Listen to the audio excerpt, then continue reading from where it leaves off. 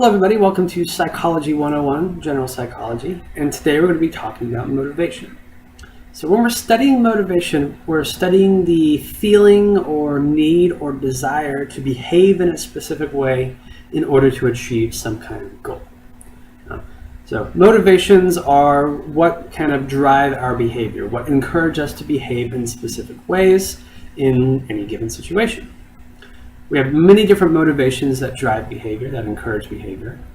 Instincts are basically patterns of behavior that can occur relatively automatically. They're motivations that are relatively non-conscious. They're kind of rooted in biology and our evolutionary kind of imperatives. Drive reduction is a motivation in order to satiate or satisfy certain needs that we have, such as hunger or thirst. Optimal arousal is the idea that we need to be physiologically aroused in some way, shape, or form at all times. So that could be being curious about something, or maybe we're over aroused, so we have the motivation to kind of decrease the amount of arousal we have. And Abraham Maslow, his hierarchy of needs attempts to address kind of all of these different motivations in one nice simple model. The hierarchy focuses on different levels of needs that once the lowest level is met, then needs above it can be basically focused on. So lowest level, we have physiological needs, this idea of we need to satisfy thirst, satisfy hunger, be able to physically survive. After that, we can then focus on safety needs. After that, we can focus on social interactions, connecting with other people. Then we can focus on esteem goals, so being comfortable with ourselves. And then we move into kind of self-actualization needs. This would be like mastery of a skill or a task, or et cetera, et cetera. This hierarchy can be violated, but for the most part, it rings true to how people behave. And so if we think about what's happening at this most basic level of the hierarchy, it's this idea that we need to satisfy our actual biological needs, especially that of hunger. And hunger can be extremely motivating. It can lead to obsession with food if we're extremely hungry. It can influence how people plan for the future, basing what they do around knowing that they're going to eat meals at certain times of the day. And it can, for example, influence behaviors in the moment. If any of you have gone to the grocery store while hungry, your bank account can probably attest to the fact that you spend more money when you're hungry at the grocery store than you do otherwise. Hunger can motivate physical changes, so it can lead to stomach contractions. The hypothalamus activates when we're hungry, kind of helps us focus on satiating these goals that we have to quell our hunger. And hunger can influence weight as well. We have a kind of basal metabolic rate that we try to maintain that kind of uses up the appropriate amount of energy given what we're doing at any given time, especially while we're at rest.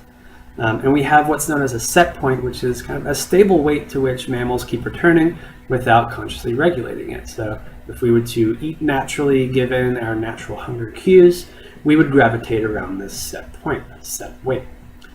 Sometimes hunger can kind of malfunction a little bit. Sometimes we get more hungry than we should be, and this leads to satiating this goal more frequently, and this can lead to obesity. Obesity is when we basically have more body fat than we need. It increases the risk of health problems, and it basically makes it so that weight loss is the priority, that no other goals, if we think about the hierarchy of needs, no other goals can be focused on because we need to address this goal of maintaining a healthy weight. Body fat isn't always bad, but in excess, it is extremely detrimental to health, which is unfortunate because not necessarily obesity, but having a larger build was, at least used to be, a signal of affluence, a signal of higher status. And it's often adaptive for us to focus on foods that are higher in energy. Given ancestrally, at least, that type of food was difficult to come by, but it's not anymore. And we tend to see that when people do get hungry, they might gravitate more towards these energy-rich foods that can lead to a slippery slope into obesity. Interestingly enough, weight-based discrimination is extremely powerful, even more powerful than gender, sexual orientation, or racial or ethnic discrimination. And a lot of that is driven by the fact that people think that those who are overweight, that is their fault, that there are no genetic or biological factors that influence this type of thing, which there are, that it's mainly because people become overweight because they're just not trying hard enough. And that leads to a pretty intense stigma for individuals who are overweight. They're more likely to be isolated from other people, don't have those social connections, and as a result, they're more likely to be depressed. And what makes it even worse is that for obese individuals, losing weight is more difficult. Fat metabolizes slower. Eating less to lose weight actually prevents weight loss in some situations. And not only is it difficult to lose weight, but once people do lose the weight, it's difficult to keep it off. People tend to fall back into their bad habits, especially, or the body does at least, and they end up gaining the weight right back. And these failed consequences can have serious psychological consequences. People experience shame when they end up gaining the weight back. People are anxious that they're going to gain the weight back. This can lead to depression. This can lead to even poorer eating habits as a result, and can sometimes lead to suicidal thoughts or behaviors. So hunger isn't the only kind of primary motivation that people have. Individuals are also motivated by sexual goals. So there are a lot of biological influences for why we might be motivated sexually. It's not as strong in humans as it is in animals, but certain hormones such as testosterone in men and estrogen in women tend to increase motivations and development of sexual characteristics.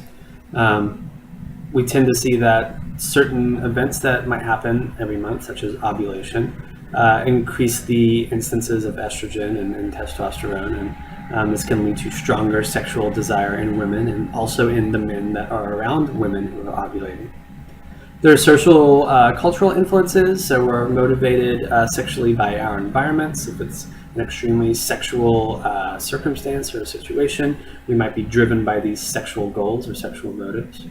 When we're exposed to sexual imagery, it increases individuals' arousal and individual sexual desire. In America especially, we're exposed to sexual imagery all the time, and kind of the idealized images that we are exposed to can often make our behaviors or our goals, our desires in the real world can take a hit. We might have higher standards than we otherwise would if it wasn't for the sexual imagery, and we may be more dissatisfied with our current partners or spouses after being exposed to a lot of this idealized sexual imagery. We can also be motivated sexually not through our physical environment, but our psychological environment. And this is never more true than in dreams. We tend to see that, as we've talked about previously, men tend to have more sexual dreams and sexual fantasies than women, although the difference isn't as probably pronounced as you might think. And these types of fantasies are not necessarily a replacement for sexual activity, but they often accompany sex. They often coincide with people then going out into the real world and trying to fulfill these sexual goals. We tend to see that sexual motivations develop especially fast in adolescence. They begin to engage in sexual activity. This is partially related to biological drives, but it's also mostly a function of the social environment. People are interacting with other members of the other sex more frequently in more social ways. And given the social cultural environment of adolescence, of being a teenager, in that age range, people are more likely to engage in sexual activity and more likely to be curious about sexual activity. We can see cultural differences in sexual behaviors and motivations, differences between different families, differences between different eras of history. For example, sexual intercourse is more common now at younger ages than it was in previous eras.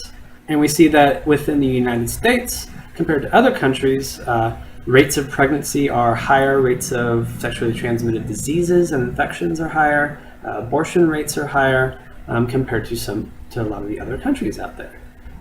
Some of this is driven by biological factors, but most of it is driven by cultural factors. The conversations about sex within the United States are inadequate compared to other countries. There's a lot of guilt associated with having sex that can lead to less planning of sex, more spontaneous sex, which can then lead to transmission of sexual diseases, pregnancy, etc.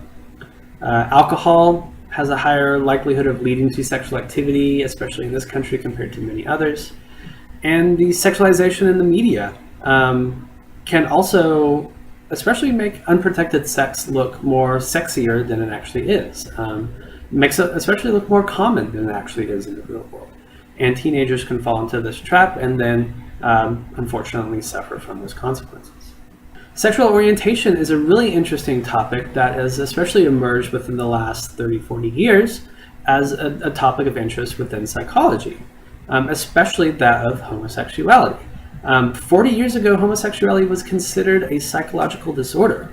Thankfully, it's not anymore. But having homosexuality still puts people at risk for many psychological issues, such as anxiety disorders, mood disorders, stress, having to deal with discrimination and isolation, and difficulty finding satisfying and loving relationships. But importantly, this orientation is not willfully chosen and can't be changed very easily, or if it is changed, it often leads to very negative outcomes for the individual. There are some gender differences between sexual orientation, but most of the negative outcomes associated with sexual orientation between heterosexuality and homosexuality occur across genders. There is very little evidence linking orientation to parenting style, for example, but there is a lot of emerging biological and hormonal evidence suggesting that, for example, differences in sexual orientation appear at birth. For example, individuals being born after a brother, men being born after a brother, have a higher likelihood of becoming homosexual or gay. And we see that identical twins, if one of them is homosexual, then the other also tends to be homosexual. So there does seem to be some kind of genetic marker or identifier for homosexuality or sexual orientation. So that's all I have for today. Thank you for your time and attention, and I will see you all next time. Bye-bye.